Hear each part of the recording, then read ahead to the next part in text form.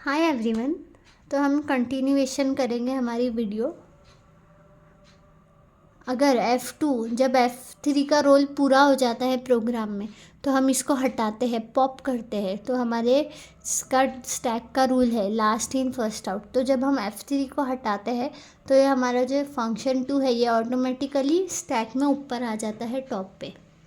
फिर जब F2 का काम हो जाता है तो हम इसको हटाते हैं तो लास्ट में जो हमारा है F1 वो बचता है। ये दोनों हटा के सिर्फ F1 बचता है और F1 हमारा वापस चले जाता है मेन में। तो ये पूरी प्रोसेस हो गई हमारी स्टैक की। अब इसमें स्टैक की इम्पोर्टेंस क्या है हम वो देखेंगे। इसमें हमारे जो स्टैक का रोल है ये प्रोसेस के बाद हमारा स्टैक ये बताता है कि हमारा जो प्रोग्राम है वो एकदम सही प्रोसेस करके रिटर्न हुआ है। स्टैक में मेमोरी को ये इतने अच्छे तरीके से क्यों स्टोर करके रखता है, क्योंकि जब हम स्टैक में फंक्शन को कॉल करते हैं और जब फंक्शन के ख़त्म होने पर प्रोग्राम जो होता है वो उसी जगह पे लौट जाता है जहाँ से हमने उसको कॉल किया था, उसके फंक्शन को कॉल किया था, रिटर्न बैक हो जाता है।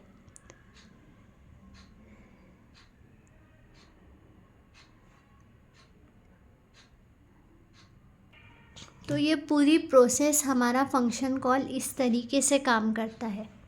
अब हम देखेंगे हमारा नेक्स्ट पार्ट। तो हम देखेंगे, आज हम पढ़ेंगे पैरेंथेसिस। पैरेंथेसिस चेकिंग होती क्या है। पैरेंथेसिस चेकिंग का ये मीनिंग होता है, ये जो रूल है पैरेंथेसिस का, इसको प्रोग्राम में सर्च के लिए हम यूज़ करते हैं। फॉर एग्ज़ाम्पल इसमें हमारा जो पैरेंथेसिस है इस टाइप का, हमारा जो ये पैरेंथेसिस है, फिर उसके बाद हमारा जो ये पैरेंथेसिस है ये वाला, this one and then this one, ठीक है। तो ये सही है या नहीं हम इसका चेक करते हैं। ये जो हमारे खुलने वाले पैरेंथेसिस है, ये वन साइड खुलने वाले, ये और ये, इसको हम ये चेक करते हैं कि ये इस प्रोग्राम में कौन सी प्लेस पे कहाँ फिट हो रहे हैं, ये सही है या नहीं, ये प्रॉपर बैठ रहे हैं या नहीं।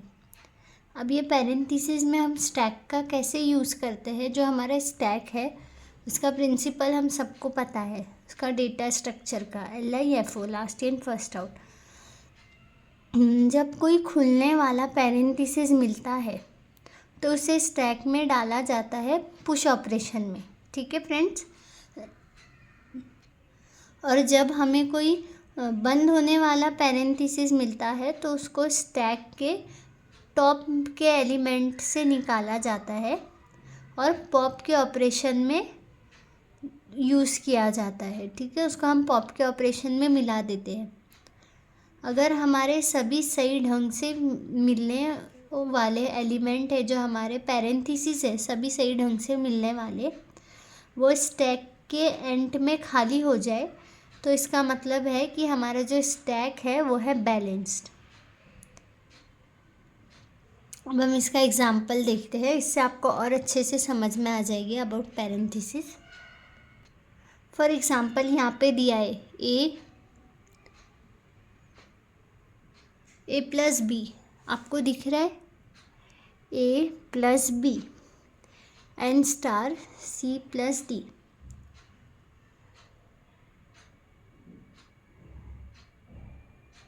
इसके अंदर हमारे जो ओपन पैरेंथेसिस है उसका हम देख सकते हैं कि इसका इधर प्रॉपर यूज़ हुआ है। ये ओपन पैरेंथेसिस का इस इक्वेशन में प्रॉपर यूज़ हुआ है, तो ये इसको हम वैलिड लेंगे। अब जो इनवैलिड है इसमें हम देख सकते हैं हमारे जो पैरेंथेसिस है इसका प्रॉपर यूज़ नहीं हुआ है। इधर ये वाला ब्रैकेट है, उसके पीछे ये ब्रैकेट है, देन इधर ये ब्रैकेट है और ये ब्रैकेट है, तो इसको हम नॉट वैलिड लेंगे। यानी ये प्रॉपरली बैलेंस नहीं हुआ है। अब हम देखेंगे हमारा सेकंड पार्ट, बैलेंस पैरेंथेसिस क्या होता है। बैलेंस पैरेंथेसिस वो होता है फ्रेंड्स, हर खुलने वाले पैरेंथेसिस का एक यूज़ बंद होने वाले पैरेंथेसिस में होना चाहिए। ठीक है, ये उसका फर्स्ट रूल है। देन उसका सेकंड रूल है कि हमारा जो नेस्टेड पैरेंथेसिस है, यानी हमारा जो पैरेंथेसिस है वो एक दूसरे में सही से कनेक्टेड होना चाहिए। फॉर एग्जाम्पल लाइक दिस, ये पैरेंथेसिस प्रॉपर एक दूसरे से कनेक्टेड है, आपको दिख रहा है, ये प्रॉपर बन रहा है। फिर ये वाला पैरेंथेसिस ये प्रॉपर बन रहा है, ये प्रॉपर बन रहा है। यहाँ इक्वेशन में ये पैरेंथेसिस प्रॉपर बन रहा है, तो इसका सही से कनेक्टिविटी होनी चाहिए।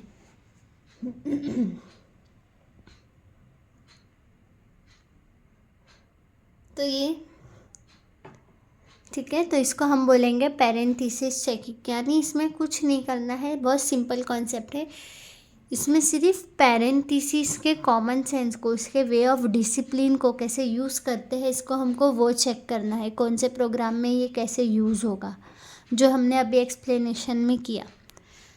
ठीक है, अगर ये इस तरीके से है तो यानी पैरेंथेसिस करेक्ट है, एक दूसरे से कनेक्टेड है, स्टैक में भी एंटर होगा और टॉप की वैल्यू में भी एंटर होगा। अगर ये इस तरीके से है तो यानी इस तरीके से, तो यानी ये इक्वेशन इनवैलिड है। ठीक है, अब हम पढ़ते हैं हमारे नेक्स्ट पार्ट की तरफ। ये है हमारा next part, string reversal. String reversal क्या होती है, आज हम इसको समझेंगे बहुत अच्छे से। अब हम स्ट्रिंग रिवर्सल पढ़ने जा रहे हैं फ्रेंड्स, जो बहुत ही ना इंटरेस्टिंग टॉपिक है और इजी है। स्ट्रिंग रिवर्सल क्या है, पहला क्वेश्चन तो हमारा ये कि स्ट्रिंग रिवर्सल होती क्या है, तो हम उसको पढ़ेंगे। स्ट्रिंग रिवर्सल का मतलब ना फ्रेंड्स बहुत सिंपल है। स्ट्रिंग रिवर्सल का ये मतलब है कि उसके कोई भी एक एलिमेंट को, उसके कोई भी एक अल्फ़ाबेट को आप उल्टा कर देना। फॉर एग्ज़ाम्पल जैसे उसका इनपुट है इधर, ये जो नेम है मसई, इसके इनपुट को हमने उल्टा कर दिया। उल्टा कर दिया तो ये क्या आ गया, IASAM।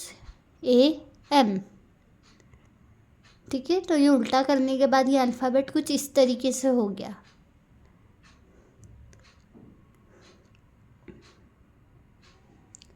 अब हम इसको स्टैक में क्यों यूज़ करते हैं, अब हम ये पढ़ेंगे।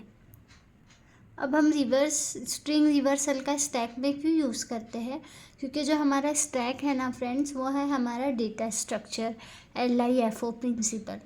अब हमारे जो LIFO प्रिंसिपल में क्या होता है, हमारा जो लास्ट एलिमेंट है उसको हम अंदर लेते हैं। जैसे ये हो गया हमारा लास्ट एलिमेंट, इसको हमने इन लिया, और जो फर्स्ट है उसको हम आउट करते हैं। तो इसके जो हमारे, इसका ये रीज़न है, इसको स्टैक में इसलिए डाला जाता है क्योंकि जब हम ये वर्ड को, इसका फर्स्ट एलिमेंट है MASAI, लेकिन अगर यही वर्ड को हम उल्टा करके बाहर निकालेंगे तो ये कुछ इस वे में जाएगा, IASM। उल्टा यानी रिवर्स होके इस गिरेगा। अगर हम उल्टा करके इसको निकालेंगे तो पहले हमारा I निकलेगा, ये हो गया, फिर A निकलेगा, फिर S निकलेगा, फिर A निकलेगा, देन फिर M निकलेगा। तो ये भी एक रीज़न है जिसमें हम स्ट्रिंग रिवर्सल का स्टैक में यूज़ करते हैं। स्ट्रिंग रिवर्सल, अब स्ट्रिंग रिवर्सल को यूज़ कैसे करते हैं हम वो देखेंगे, यानी उसका क्या तरीका होता है, उसको किस तरीके से यूज़ करते हैं स्टैक में। पहले तो हम स्ट्रिंग के एक एक अल्फ़ाबेट को स्टैक में ऐड करेंगे, जो हमने किया। स्टैक में स्ट्रिंग के एक एक अल्फ़ाबेट को ऐड किया, S को डाला, P को डाला, O को डाला, T को डाला, M को डाला, A को डाला, S को डाला, A को डाला, I को डाला। ठीक है, अब स्ट्रिंग का जो पहला वर्ड है स्टैक के सबसे नीचे होता है। ठीक है, स्ट्रिंग का